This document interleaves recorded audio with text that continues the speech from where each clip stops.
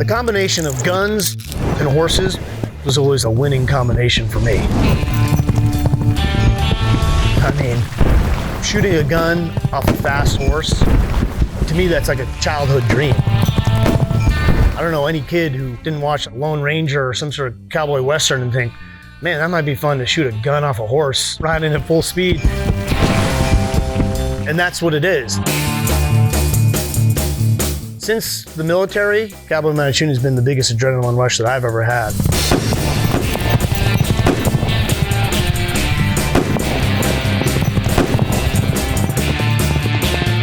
Being able to drop reins, pull out a lever action rifle, and start going and shooting doesn't get much better than that.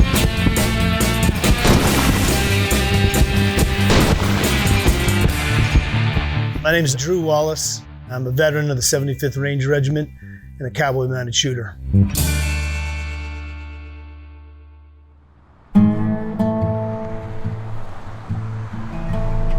At a really young age, I was always running around playing manhunt, the most dangerous game with like all my friends, wearing camouflage, getting dirty in the mud.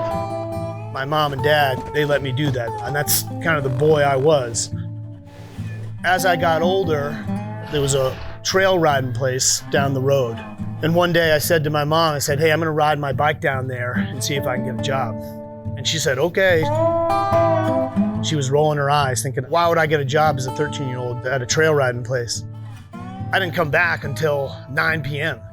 I was there all day, leading people on trail rides along the beach, through the woods, learning how to saddle horses. That experience was my introduction to really horseback riding. And it really sparked a love for these animals that I've carried with me ever since, all through the military.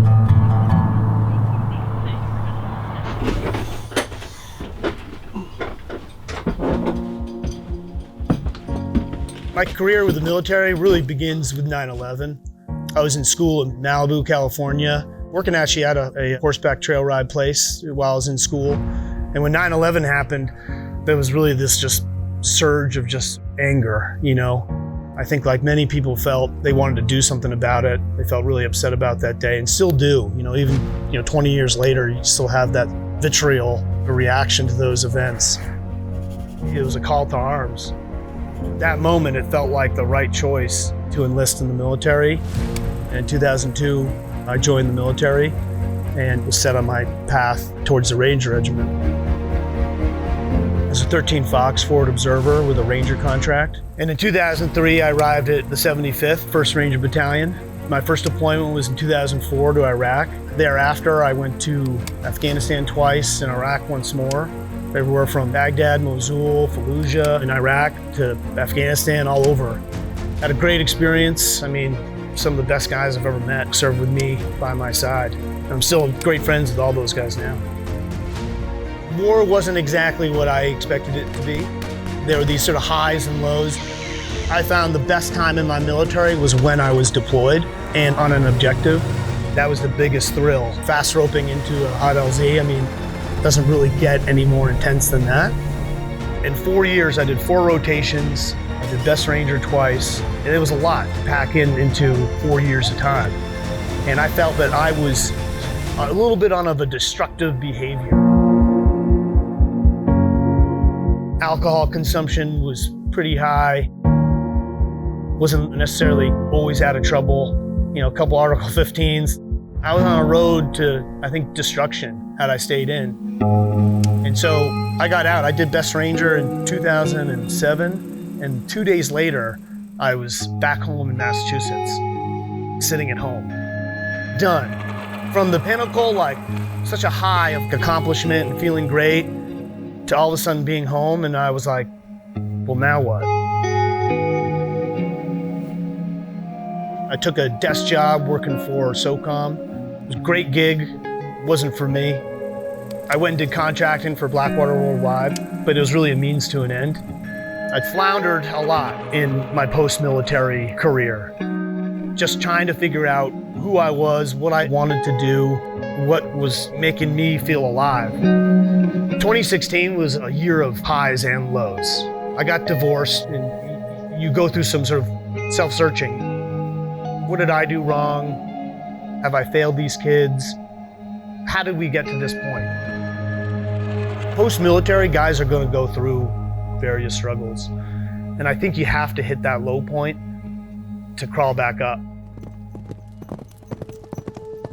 The biggest saving grace to me, post-military, has been horses. In 2016 is when I really discovered Cowboy mounted shooting. So I was at Micro Hoggy's range in California, shooting my pistols, shooting ARs, just practicing. And behind me, there was a huge horse arena. And I saw these dudes like riding around and they're shooting guns, riding horses. And I was like, what is this? So I put my AR down, pistol down, and I walked over and I started talking to him. There's this guy, Kenny Lawson, out of California. And I asked him, I was like, hey, what is this? He's like, this is Cowboy mounted shooting. And I was like, well, how does one get into this sport? Well, he's like, come take a lesson and find out. So I brought my horse to him.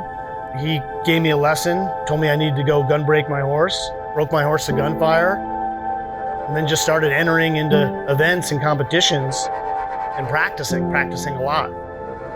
There was this discovery of Cowboy mounted shooting that opened my eyes to just an amazing sport, an amazing way to connect with my horse, and ignited this passion in me that hasn't really stopped now for the past 5 years.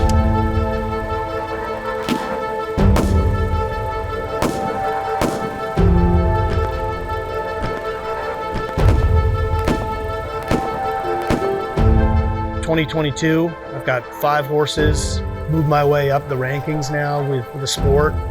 It's just become a huge passion of mine, and it's something I do every day and I think about every day.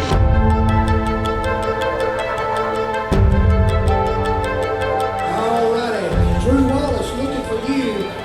After Drew,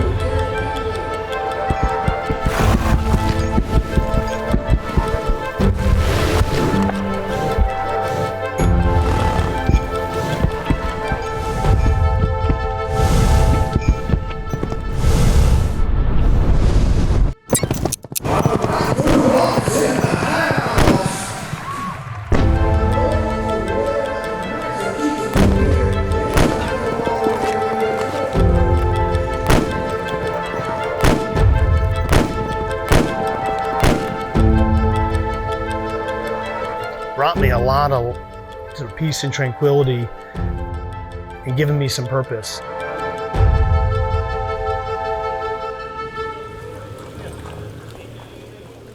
Woo!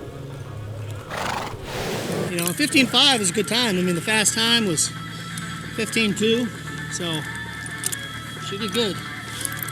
She's all hopped up.